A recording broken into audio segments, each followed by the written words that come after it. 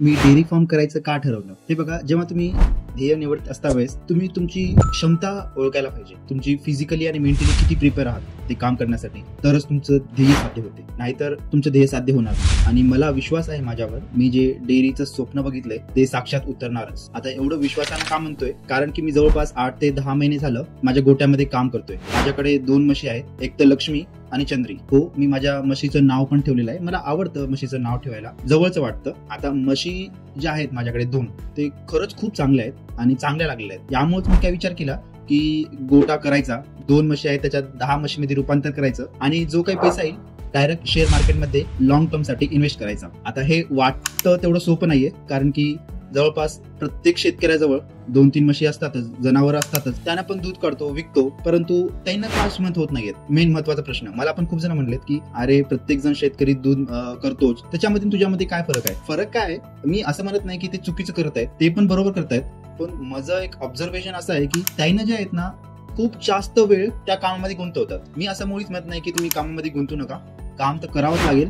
1 दिवस नाही तर 365 दिवस काम आहे, कधीच न संपणारं काम आहे, ते करावं लागणारच आहे. माझा फक्त मुद्दा एवढा आहे की तुम्ही कमीत कमी वेळामध्ये जास्तीत जास्त काम करा, म्हणजे तुम्हाला प्रॉफिट नक्की होईल. आत्ताच मी उदाहरण सांगतोय, मी सकाळी 6 वाजता गोट्यामध्ये जातो, 7 वाजता गोट्याच्या बाहेर येतो.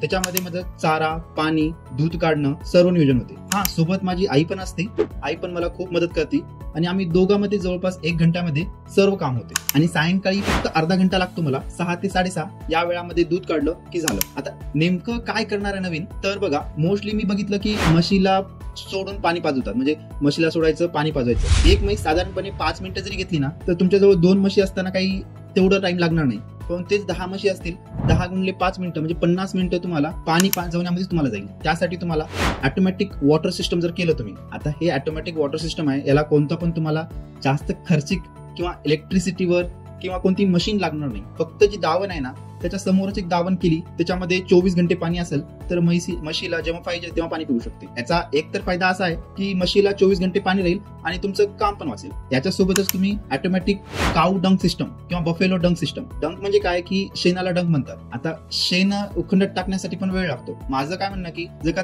जे बेड आहे जिथं म्हैस उभं टाकली, त्याला जर का स्लोप दिला आणि त्या स्लोप डायरेक्ट जर का तुम्ही उखंडामध्ये नेला, तर तुम्हाला शेण उचलायची पण गरज नाही. आता हे खूप जण वाटेल की कसं पॉसिबल आहे? तुम्ही माझ्यासोबत राहा, माझे व्हिडिओ बघा, तुम्हाला हळूहळू असे जे आयडिया आहेत, असे जे स्मार्ट वर्क आहेत, तुम्हाला कळू लागेल. आता मी व्हिडिओ पण करणार आहे की ऑटोमॅटिक वॉटर सिस्टम कसं करायचं, ऑटोमॅटिक काऊ डंग कसं करायचं. त्यासोबत आता कसं की जेवढं तुम्ही टेम्परेचर मेंटेन करसाल तेवढं तुमचं दुधामध्ये इन्क्रीज होणारच. आणि फक्त दूध काढून महत्वाचं नाही, त्या दुधाला चांगला भाव आणणं हे पण तेवढंच महत्वाचं आहे. नाहीतर तुम्ही दूध तर 50 लिटर करसाल आणि त्याला भाव फक्त 50 रुपये भेटेल प्रति लिटर, तर तुम्ही कधीच प्रॉफिट मध्ये येणार नाही. जेव्हा तुम्हाला दुधाचा रेट चांगला भेटेल तेव्हाच तुम्ही प्रॉफिट मध्ये येसाल. आणि असं पण नाहीये की खूप जणांना भेटत नाही, खूप जणांना चांगला रेट पण भेटतोय, परंतु तुमच्याजवळ आलेला पैसा तुम्ही कुठं गुंतवतोय यावरच तुमचं डिपेंड असतं की भविष्यामध्ये सक्सेसफुल होसाल की नाही. ठीक आहे, आता या व्हिडिओमध्ये एवढंच. पुढच्या व्हिडिओमध्ये मी हळूहळू प्रत्येक जे सांगितलंय मी स्मार्ट वर्क, ते हळूहळू तुम्हाला कसं इम्प्लिमेंटेशन करायचं ते सांगणार आहे. जर का तुम्हाला आतापर्यंतचा व्हिडिओ आवडला असेल